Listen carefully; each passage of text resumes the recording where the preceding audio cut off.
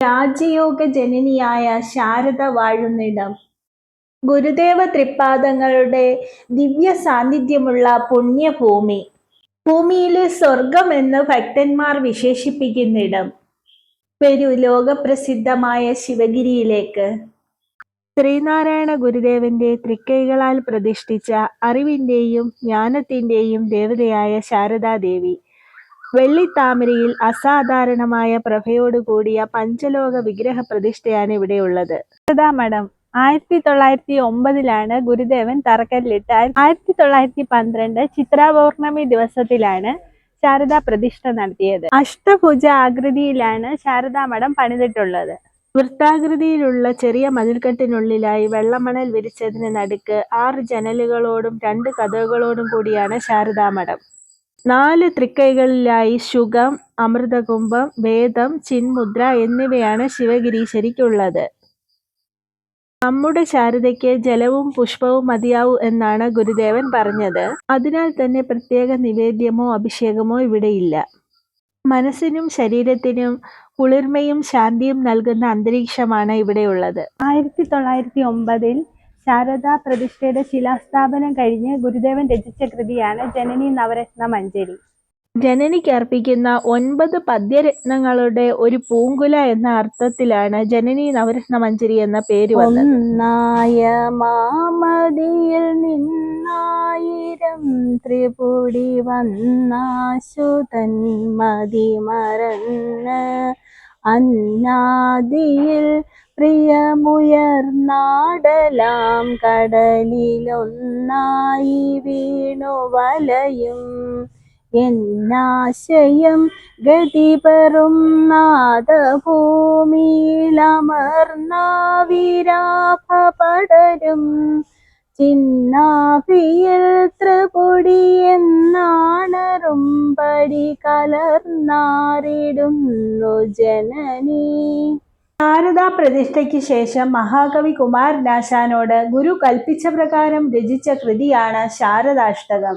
ശാരദാമഠത്തിന് മുൻപിൽ നിന്ന് കുമാരു ശ്രുതിമധുരമായി ഇത് ആലപിക്കുകയും കൂടി ഉണ്ടായി. അത് കേട്ട ശേഷം ഗുരു ആശംസാരൂപേണ കുമാരുവിനോട് പറഞ്ഞതാണ്, കുമാരു കാളിദാസനെയും അതിശയിച്ചിരിക്കുന്നുവല്ലോ എന്ന്. വിദ്യ കൊണ്ട് പ്രബുദ്ധരാകുവാനും അറിവാണ് ഈശ്വരൻ എന്നും അരുൾ ചെയ്ത ഗുരുദേവൻ നമ്മൾക്ക് നൽകിയ നിധിയാണ് ശാരദാദേവിയും ശാരദാമഠവും.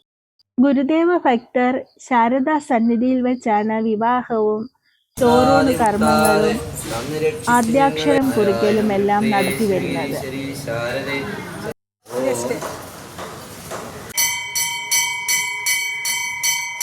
ശിവഗിരീശന്റെ നന്ദിയാണ് ഈ കാണുന്നത്.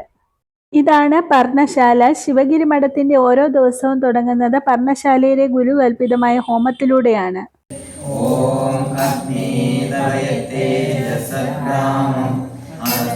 പ്രത്യക്ഷം ബ്രഹ്മാസി ഇന്ദ്രിയാണി മനോബുദ്ധിർസപ്തജിഹ്വാഃ ത്വയേഷയായി സംയോജുഹോമി അഹമിത്യാജ്യം യുഹോമി ത്വം നഃ പ്രസീദ പ്രസീദ പ്രയച്ഛ പ്രയച്ഛ പ്രയച്ഛ സ്വാഹ. ഓം ശാന്തി ശാന്തി ശാന്തി. വർണ്ണവർഗ വ്യത്യാസമില്ലാതെ ഏവർക്കും സ്വന്തം ഗ്രഹത്തിൽ പോലും ചെയ്യുവാൻ തക്ക രീതിയിലാണ് ഗുരുദേവൻ ഹോമമന്ത്രം എഴുതിയത്. ശാരദാ മഠം പോലെ തന്നെ അഷ്ടഭുജാകൃതിയിൽ നിർമ്മിച്ചതാണ് പർണശാലയും. ദിവാൻ വാട്ട്, സി രാജഗോപാലാചാരി തുടങ്ങിയ വിശിഷ്ട അതിഥികൾക്ക് ഗുരുവിന്റെ ദർശനം സിദ്ധിച്ചത് ഇവിടെ വച്ചാണ്. ശാന്തിയും സമാധാനവും രോഗമുക്തിയും തേടിയെത്തുന്ന ആരെയും ഗുരു നിരാശരാക്കിയിരുന്നില്ല. ഇപ്പോഴും ഇവിടേക്ക് ആയിരക്കണക്കിന് ആളുകളാണ് ദിവസേന എത്തുന്നത്. ഈ മാവിലെ വ്യത്യസ്ത ഇലകളുടെ ചാറെടുത്താണ് മതവർണ്ണവർഗ വ്യത്യാസങ്ങൾക്ക് അതീതരായി മനുഷ്യരെല്ലാം ഒരേ ചൈതന്യത്തിന്റെ ഭാഗമാണെന്ന് ഗാന്ധിജിയെ ഗുരു പഠിപ്പിച്ചത്. ശ്രീനാരായണ ഗുരുദേവൻ മഹാസമാധിയായ മുറിയും ഉപയോഗിച്ചിരുന്ന വസ്തുക്കളും നമുക്ക് വൈദിക മഠത്തിൽ കാണാം. ഗുരുദേവൻ ഉപയോഗിച്ചിരുന്ന കട്ടിൽ, കസേരകൾ, ഊന്നുവടി, കമണ്ടലു എല്ലാം പവിത്രമായി സൂക്ഷിച്ചിരിക്കുന്നത് നമ്മൾക്ക് കാണുവാൻ സാധിക്കും. രവീന്ദ്രനാഥ ടാഗോർ, മഹാത്മാഗാന്ധി, CF ആൻഡ്രൂസ് എന്നിവർ ഗുരുദേവനെ സന്ദർശിച്ചത് ഇവിടെ വന്നായിരുന്നു. CF ആൻഡ്രൂസ് നാരായണ ഗുരുദേവനെ നേരിട്ട് കണ്ടപ്പോൾ പറഞ്ഞത്, ഞാൻ ദൈവത്തെ മനുഷ്യരൂപത്തിൽ കണ്ടു. അത് നാരായണ ഗുരുസ്വാമി അല്ലാതെ വേറെ ആരുമല്ല എന്നാണ്. മഹാസമാധി പീഠം കഴിഞ്ഞാൽ ഗുരുവിൻ്റെ സാന്നിധ്യം കെടാവിളക്ക് പോലെ നമുക്ക് അനുഭവിച്ചറിയാൻ സാധിക്കുന്ന ഒരിടം കൂടിയാണ് വൈദിക മഠം. അറിവിലുമേറിയറിഞ്ഞിടുന്നവൻ തന്നുരുവിലുമൊത്തു പുറത്തുമുജ്വലിക്കും. കരുവിനു കണ്ണുകളഞ്ചുമുള്ളടക്കി തെരുതെരെ വീണു വണങ്ങിയോതിടേണം. കരണവുമിന്ദ്രിയവും കളേബരം തൊട്ടറിയുമനേക ജഗത്തുമൂർക്കിലെല്ലാം പരവെളി തന്നിലുയർന്ന ഭാനുമാൻ തൻ തിരുവുരുവാണു തിരഞ്ഞു തേറിടേണം. റിക്ഷാമണ്ഡപത്തിൽ ശ്രീനാരായണ ഗുരുദേവൻ ഉപയോഗിച്ചിരുന്ന കസേരകളും ഗ്ലാസും റിക്ഷയും എല്ലാം നമ്മൾക്ക് കാണുവാൻ കഴിയുന്നതാണ്. മഹാസമാധി പീഠത്തിലേക്കുള്ള പടവുകൾ കയറുമ്പോൾ ആദ്യം ഇടതുവശത്തായി ബോധാനന്ദ സ്വാമി സമാധി മന്ദിരം കാണാം. 1908 ഗുരുവുമായി തലശ്ശേരി ജഗന്നാഥ ക്ഷേത്രത്തിൽ ആദ്യത്തെ സമാഗമത്തോടെ ഗുരുവിന്റെ ശിഷ്യനായി തീർന്നു. സമൂഹത്തിലെ അനാചാരങ്ങൾക്കെതിരെ ധർമ്മപട സംഘം രൂപീകരിച്ചു. ധ്യാനത്തിലെന്റെ ഹൃദയം ലയമാർന്നിടട്ടെ, ധ്യാനത്തിലെന്റെ ഹൃദയം ലയമാർന്നിടട്ടെ, ദൈവത്തിനൊത്ത ഗുരുവര്യനെയും വരിച്ചു, ധ്യാനത്തിലെന്റെ ഹൃദയം ലയമാർന്നിടട്ടെ. ശ്രീനാരായണ ഗുരുദേവൻ അനന്തരഗാമിയായി അഭിഷേകം ചെയ്ത പുണ്യാത്മാവാണ് ദിവ്യശ്രീ ബോധാനന്ദ സ്വാമികൾ. ജീവിതത്തിലും സമാധിയിലും ഗുരുവിനെ പിന്തുടർന്നു. ഗുരുദേവൻ സമാധി അടഞ്ഞ 4-ാം ദിവസം ഗുരുദേവൻ വിളിക്കുന്നു എന്ന് പറഞ്ഞ് ബോധാനന്ദ സ്വാമികളും സമാധിയായി. ലോകമെമ്പാടുമുള്ള ശ്രീനാരായണ ഭക്തന്മാരുടെ ആത്മീയ തലസ്ഥാനം, ശ്രീനാരായണ ഭക്തരുടെ സ്വർഗം എന്ന് ഭക്തന്മാർ വിശ്വസിക്കുന്നിടം, ശിവഗിരിയിലെ ശ്രീനാരായണ ഗുരുദേവന്റെ മഹാസമാധി പീഠം.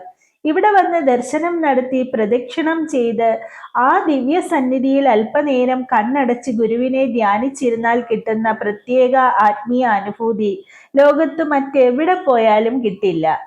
ഈ മഹാസമാധി മന്ദിരം നിൽക്കുന്നിടമാണ് ഗുരു ആദ്യം പർണശാല കെട്ടിയിരുന്നത്. ഗുരു നട്ടു നനച്ച് വളർത്തിയ പ്ലാവും കാണാം. ഒട്ടേറെ ഗുരുക്കന്മാരുടെ സമാധി മന്ദിരങ്ങൾ ഉണ്ടെങ്കിലും ശിവഗിരിക്ക് തത്തുല്യമായ ഒരു സമാധി മന്ദിരം ലോകത്തൊരിടത്തും കാണാൻ കഴിയില്ല.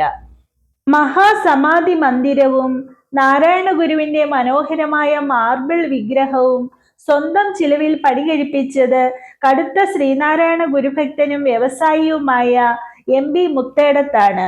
ഇത്രയും ചിലവാക്കി എല്ലാം നിർമ്മിച്ചു നൽകിയെങ്കിലും തന്റെ പേര് എവിടെയും എഴുതി വയ്ക്കുവാൻ മുത്തേടത്ത് തയ്യാറായില്ല.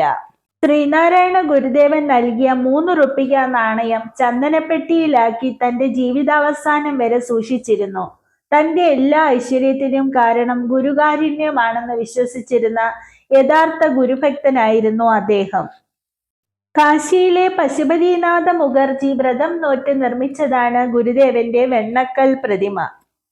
സംസാര സാഗരത്തിൽ അകപ്പെട്ട മനുഷ്യന് ജനിമരണ ദുഃഖങ്ങളുടെ മറുകര കാട്ടിക്കൊടുത്ത ഗുരുദേവന്റെ മഹാസമാധി നടയിൽ എപ്പോഴും തൊഴുതു പ്രാർത്ഥിക്കുന്നവരുടെ തിരക്കാണ്. അധപ്പതിച്ചുകൊണ്ടിരുന്ന സമൂഹത്തെ പുനർജനിപ്പിച്ച ഗുരുവിന്റെ തേജസ് ഇപ്പോഴും ഇവിടെ വിളങ്ങുന്നു. ശിവഗിരിയിൽ 3 നേരവും ഭക്ഷണം ലഭ്യമാണ്. ഉച്ചയ്ക്ക് മഹാഗുരുപൂജയ്ക്ക് ശേഷം ഉള്ള പ്രാർത്ഥനയ്ക്ക് ശേഷം കിട്ടുന്ന അന്നദാനം വളരെ വിശേഷമാണ്, സ്വാദേറിയതുമാണ്. നിരവധി ആളുകളാണ് ദിവസവും ഇത് കഴിച്ച് സംതൃപ്തരാവുന്നത്.